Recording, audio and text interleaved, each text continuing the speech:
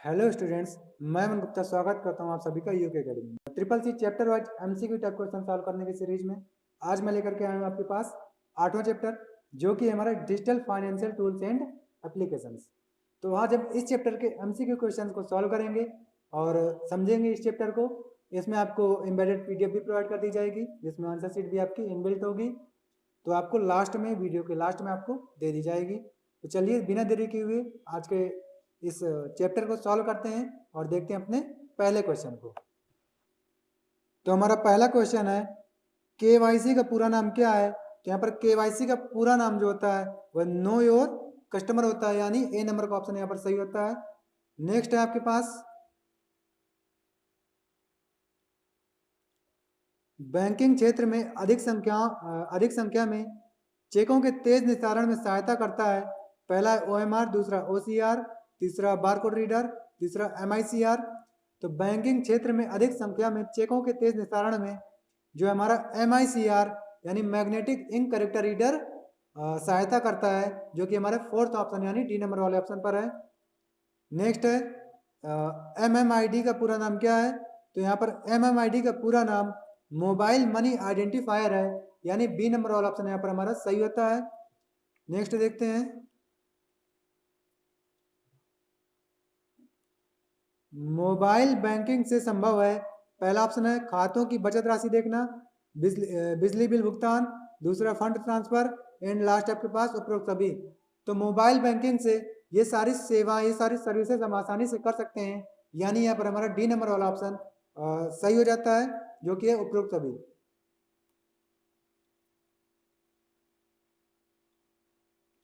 Next आता है आपके पास, बैंक द्वारा प्रिस्पेस दिया गया पर ब्याज दिया जाता है। पहला ऑप्शन आपके पास लोन्स, दूसरा डिपॉजिट, तीसरा ट्रांजेक्शन्स, चौथा विड्रॉ। तो बैंक हमें जो है डिपॉजिट्स पर ब्याज देती है, डिपॉजिट्स पर इंटरेस्ट देती है, मीन्स जमा राशि पर इंटरेस्ट देती है, और यहाँ पर हमारा बी नंबर वाला ऑप्शन सही होता है। नेक्स्ट है इंटरनेट बैंकिंग का कार्य नहीं है। पहला ऑप्शन आपके पास खाते से नगद निकालना, दूसरा खाते का विवरण देखना, तीसरा ऋण के लिए आवेदन करना, चौथा है हाल ही के कार्य का विवरण देखना। तो जो हमारी इंटरनेट बैंकिंग होती है वो खाते से नकद निकालने के लिए नहीं यूज की जाती है। मीन्स इंटरनेट बैंकिंग का यूज हम कैशलेस ट्रांजेक्शन के लिए कर सकते हैं या अदर ऑप्शंस के लिए कर सकते हैं, बट इससे हम नगद आहरण नहीं कर सकते हैं। मीन्स यहाँ पर ए नंबर वाला ऑप्शन हमारा सही होता है। नेक्स्ट है,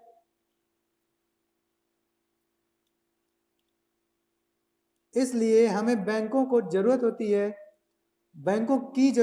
है। पहला ऑप्शन आपके पास ऋण हेतु, दूसरा ब्याज प्राप्त करने हेतु, तीसरा रुपए सुरक्षित रखने हेतु, चौथा है उपयुक्त सभी। यहाँ पर सातवें का सही आंसर डी होगा, क्योंकि इन सभी सुविधाओं के लिए हम बैंकों पर ही निर्भर होते हैं। इन सभी सुविधाओं के यूज के लिए हमें बैंकों की जरूरत होती है, और यहाँ पर हमारा डी नंबर वाला ऑप्शन सही हो जाता है। नेक्स्ट है, निम्नलिखित में से कौन सा पहचान के सत्यापन से संबंधित दस्तावेज है? पहला ड्राइविंग लाइसेंस, दूसरा पासपोर्ट, तीसरा पैन कार्ड, चौथा ये सभी। तो पहचान के सत्यापन के लिए इन सभी जो है तो डॉक्यूमेंट्स का यूज किया जाता है, और यहाँ पर हमारा डी नंबर वाला ऑप्शन यानी ये सभी वाला ऑप्शन सही हो जाता है। इसके बाद नेक्स्ट देखते हैं,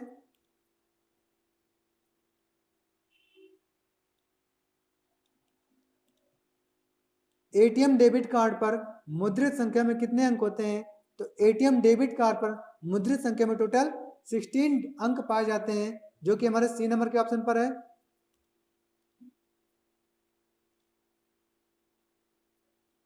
एंड नेक्स्ट है आपके पास, आरटीजीएस में टी का मतलब क्या होता है, टी का अर्थ क्या होता है? पहला आपके पास ऑप्शन है टी, दूसरा टाइम, तीसरा टुडे, चौथा आपके पास ट्रांसफर। तो यहाँ पर टी से जो आशय होता है वह टाइम से होता है, यानी बी नंबर का ऑप्शन यहाँ पर हमारा सही होता है। अगला आधार से आशय है। पहला ऑप्शन आपके पास यूआईडीआई द्वारा जारी पहचान पत्र, दूसरा 12 अंकों का संख्या कार्ड, तीसरा एक बचत खाता, चौथा ए और बी दोनों। तो आधार जो होता है हमारा वह ए और बी दोनों, यानी यूआईडीआई द्वारा एक जारी पहचान पत्र भी है, इसके साथ साथ एक 12 अंकों का एक कार्ड भी है, जिसमें एक यूनिक आईडी दी हुई होती है। यहाँ पर हमारा जो है तो डी नंबर वाला ऑप्शन सही बैठता है। यानी ए एंड बी बोथ वाला ऑप्शन सही बैठता है और इसी को हम टिक कर देते हैं। नेक्स्ट देखते हैं जो कि है 12 नंबर का क्वेश्चन है, बैंक में खाता खोलने के लिए केवाईसी मानदंडों की पूर्ति के लिए निम्नलिखित में किन दस्तावेजों को आधिकारिक रूप से वैध माना गया है? पहला आधार नंबर, दूसरा पासपोर्ट, तीसरा पैन, चौथा उपयुक्त सभी। तो बैंक में खाता खोलने के लिए इन सभी डिटेल्स का, इन सभी डॉक्यूमेंट्स का को वैलिड माना गया है, यानी यहाँ पर डी नंबर वाला ऑप्शन हमारा सही होता है। नेक्स्ट है आपके पास क्वेश्चन,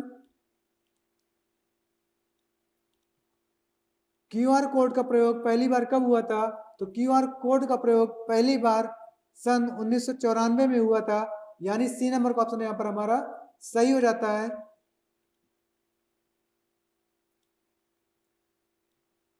नेक्स्ट आता है आपके पास डीएफटी का पूरा रूप क्या है?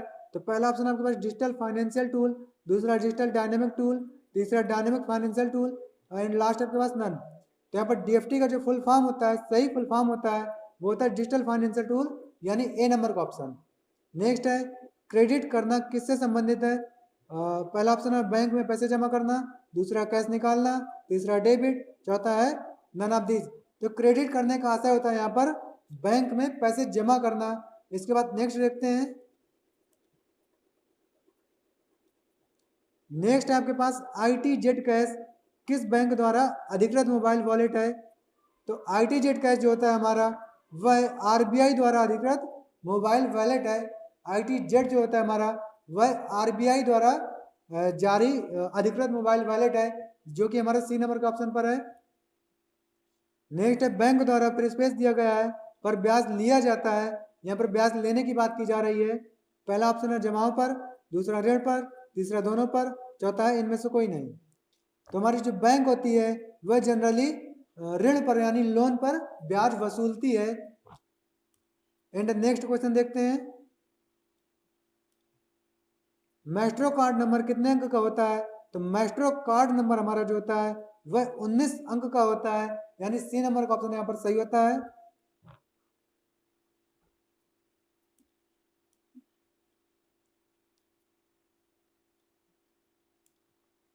IMEI का पूरा नाम क्या है?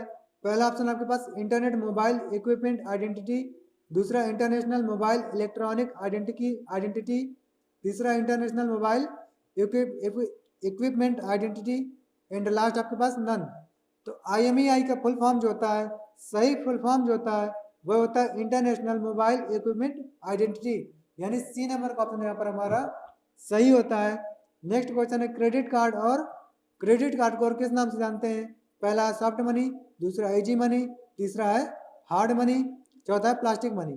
तो क्रेडिट कार्ड को हम प्लास्टिक मनी के नाम से भी जानते हैं, यानी डी नंबर का ऑप्शन हमारा सही होता है यहाँ पर।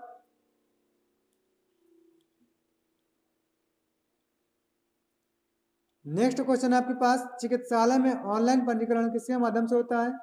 पहला इंटरनेट, दूसरा कैल्क, तीसरा SMIS, तीसरा HMIS।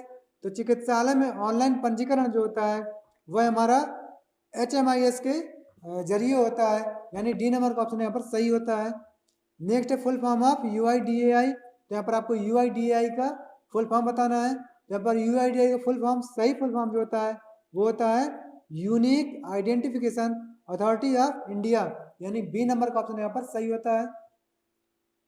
नेक्स्ट क्वेश्चन है बैंक बचत जमा पर ब्याज दिया जाता है, पहला है प्रतिमाह, दूसरा तिमाही, तीसरा अर्धवार्षिक एंड चौथा आपके पास वार्षिक। तो बैंक बचत जमा पर जो है, बैंक बचत जमा पर तिमाही समय में तिमाही में ब्याज लगाया जाता है और यही ब्याज दिया जाता है, यानी यहाँ पर हमारा बी नंबर वाला ऑप्शन सही होता है।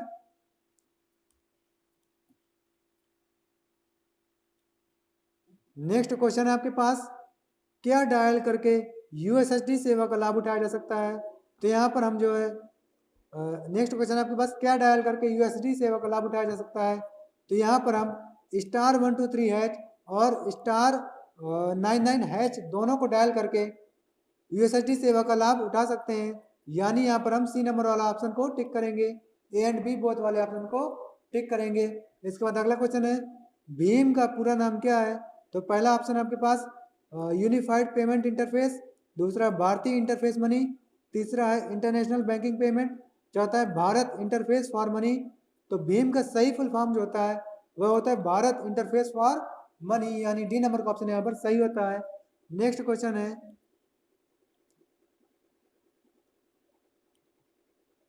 क्यूआर कोड को कब और किसने विकसित किया था? तो क्यूआर कोड को डेंसो वेव ने सन 1994 में विकसित किया था। यहाँ पर आपको नाम याद रखना है, डेंसो वेव ने सन 1994 में क्यूआर कोड को विकसित किया था, यानी डेवलप किया था। नेक्स्ट है क्यूआर कोड में कितने नंबर संग्रहित किए जा सकते हैं? तो एक क्यूआर कोड में लगभग 7089 नंबर जो है संग्रहित किए जा सकते हैं। नेक्स्ट क्वेश्चन देखते हैं क्यूआर कोड में कितने अल्फा न्यूमेरिक वर्ड संग्रहित किए जा सकते हैं? तो क्यूआर कोड में लगभग 4296 अल्फा न्यूमेरिक वर्ड संग्रहित किए जा सकते हैं, यानी डाले जा सकते हैं। नेक्स्ट क्वेश्चन देखते हैं नेक्स्ट क्वेश्चन हमारे पास नगद निकासी के लिए डेबिट कार्ड और क्रेडिट कार्ड का प्रयोग कर सकते हैं। यहाँ पर स्टेटमेंट के ट्रू या फॉल्स की कंडीशन बतानी है। तो हमारा यह जो स्टेटमेंट है यह ट्रू है, यानी नगद निकासी के लिए डेबिट कार्ड और क्रेडिट कार्ड का ही प्रयोग किया जा सकता है और आसानी से मनी को निकाला जा सकता है। नेक्स्ट क्वेश्चन आता है आपके पास पॉकेट किस बैंक के द्वारा शुरू किया गया था? तो यहाँ पर हमारा जो पॉकेट है वह आईसीआईसीआई बैंक द्वारा, यानी सी नंबर के ऑप्शन द्वारा चालू किया गया था। नेक्स्ट क्वेश्चन देखते हैं जो कि 31 नंबर पर एटीएम से क्या आशय है? तो पहला ऑप्शन आपके पास बैंकों की शाखाएं, दूसरा बैंकों में स्टाफ मुक्त युक्त काउंटर, तीसरा बिना स्टाफ के नकदी लेन देन, चौथा आपके पास इनमें से कोई नहीं। तो एटीएम का सही आशय है आपके पास, एटीएम का सही है आपके पास जो ऑप्शन है वो है बैंकों की शाखाएं। एटीएम का सही ऑप्शन आपके पास बैंकों की शाखाएं। इसके बाद अगला देखते हैं पैन का पूरा नाम क्या है? तो पैन का पूरा नाम जो होता है वो परमानेंट अकाउंट नंबर होता है, यानी बी नंबर वाला ऑप्शन यहाँ पर हमारा सही होता है। नेक्स्ट क्वेश्चन देखते हैं जो कि 33 नंबर पर व्यक्तिगत लोन किसी व्यक्ति के पैसे व्यापार के आधार पर दिया जाता है। तो यह स्टेटमेंट हमारा एकदम ट्रू है। अब नेक्स्ट देखते हैं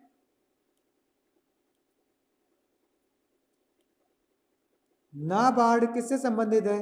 पहला ऑप्शन है बैंक, दूसरा ऋण देने वाली संस्था, तीसरा ऋण लेने वाली संस्था, चौथा इनमें से कोई नहीं। तो नाबार्ड जो होती है वह ऋण देने वाली संस्था है, यानी ये बी नंबर के ऑप्शन से संबंधित है। नेक्स्ट क्वेश्चन है एईपीएस में पूरा नाम क्या है एईपीएस का? तो पहला ऑप्शन है एनुअल प्रीमियम इक्विवेलेंट सिस्टम, दूसरा आधार इनेबल्ड पेटीएम सिस्टम, तीसरा आपके पास आधार प्रीमियम इनेबल्ड सिस्टम, चौथा आधार पेमेंट इनेबल्ड सिस्टम। तो एईपीएस का सही फुल फॉर्म जो होता है वो होता है आधार इनेबल्ड पेमेंट सिस्टम, यानी बी नंबर का ऑप्शन यहाँ पर हमारा सही होता है। नेक्स्ट क्वेश्चन आता है बैंक द्वारा जारी किए जाने वाले ओटीपी में कितनी संख्या होती हैं? तो बैंक द्वारा जारी किए जाने वाले ओटीपी में टोटल 6 डिजिट्स होते हैं, यानी 6 अंक होती हैं। और इसके बाद अगला ओटीपी की समय सीमा कितनी होती है? तो जनरली ओटीपी की समय सीमा 10 मिनट तक तय होती है। 10 मिनट बाद कोई भी ओटीपी फेल हो जाता है, किसी काम का नहीं रह जाता है। नेक्स्ट क्वेश्चन देखते हैं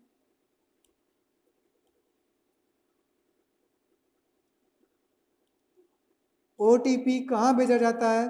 पहला पंजीकृत मोबाइल पर, दूसरा पंजीकृत ईमेल पर, तीसरा ए एंड बी दोनों पर, चौथा है किसी भी मोबाइल पर। तो ओटीपी जो है हमारा पंजीकृत मोबाइल और पंजीकृत ईमेल दोनों पर भेजा जा सकता है, यानी यहाँ पर सी नंबर वाला ऑप्शन सही बैठता है।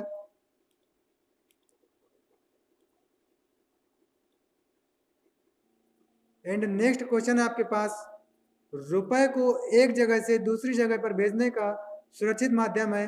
पहला है डिमांड ड्राफ्ट, दूसरा चेक, तीसरा दोनों, चौथा है कोई नहीं।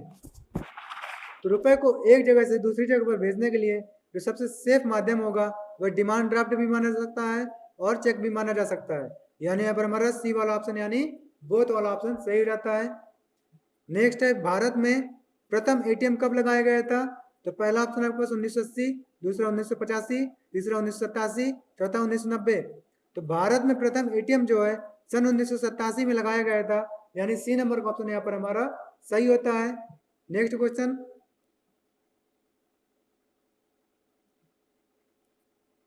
नेक्स्ट क्वेश्चन आपके पास यूपीआई से क्या आशय है। पहला ऑप्शन आपके पास यूनिफाइड पेमेंट इंटरफेस, दूसरा इमीडिएट पेमेंट इंटरफेस, तीसरा आपके पास अनफाइंड पे इंटरफेस, चौथा आपके पास इनमें से कोई नहीं। तो यूपीआई का सही फुल फॉर्म जो होता है वो होता है यूनिफाइड पेमेंट इंटरफेस, यानी ए नंबर वाला ऑप्शन यहाँ पर सही होता है। नेक्स्ट है निम्नलिखित का प्रयोग बैंकों में चेक और ड्राफ्ट में किया जा सकता है। पहला सीपीयू, दूसरा बारकोड, तीसरा ओएमआर, तीसरा एमआईसीआर। तो मेन यहाँ पर चेकों में और ड्राफ्टों में जिसका यूज किया जाता है वो होता है हमारा एमआईसीआर, यानी मैग्नेटिक इंक कैरेक्टर रीडर का यूज। तो यहाँ पर हमारा डी नंबर वाला ऑप्शन सही हो जाता है। नेक्स्ट क्वेश्चन देखते हैं।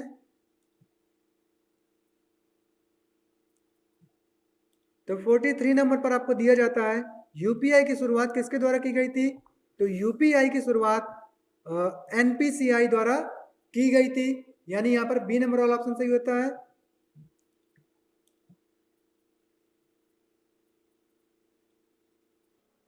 फोर्टी 44 नंबर पर है आपका व्यापारियों द्वारा अपने ग्राहकों का पुष्टिकरण केवाईसी कहलाता है। तो यह स्टेटमेंट आपका ट्रू स्टेटमेंट है।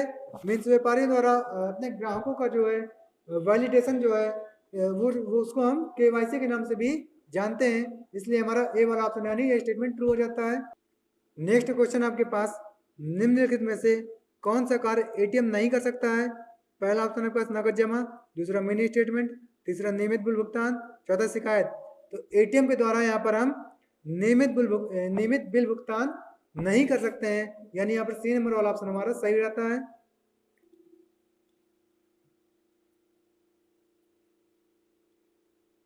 नेक्स्ट क्वेश्चन आपके पास मोबाइल बैंकिंग सेवा है। पहला ऑप्शन आपके पास भुगतान, दूसरा बैलेंस की जांच, तीसरा खाता लेन देन, चौथा उपयोग सभी।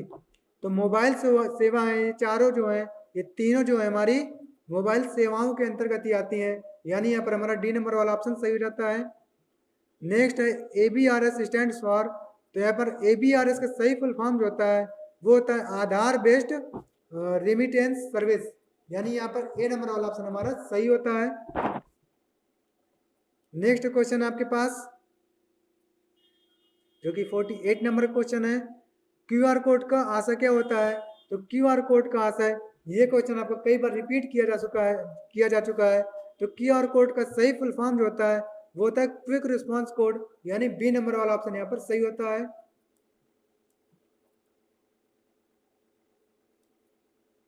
एंड यहाँ पर आपका सेकंड लास्ट यानी 49 नंबर क्वेश्चन है, आईएफएससी कोड में कितने अंक होते हैं। तो आईएफएससी कोड में नॉर्मली 11 अंक होते हैं। इसके बाद नेक्स्ट आपका लास्ट क्वेश्चन जो है आज का वो है आईडीएस का पूरा नाम क्या है। तो यहाँ पर आईडीएस का पूरा नाम जो होता है वो होता है इंस्ट्रूजन डिलीशन सर्वर, यानी सी नंबर का ऑप्शन हमारा सही होता है यहाँ पर। और इस तरह से हमारी आज की क्लास भी कंप्लीट हो जाती है। और इसके साथ साथ आपको इस पीडीएफ के साथ साथ आपको यह एक एम्बेडेड आंसर की भी प्रोवाइड कर दी जाती है। और आज के ट्यूटोरियल में हमारा इतना ही, और इस क्लास में जुड़ने के लिए धन्यवाद। अब मिलते हैं अपनी नेक्स्ट क्लास में नेक्स्ट चैप्टर के साथ।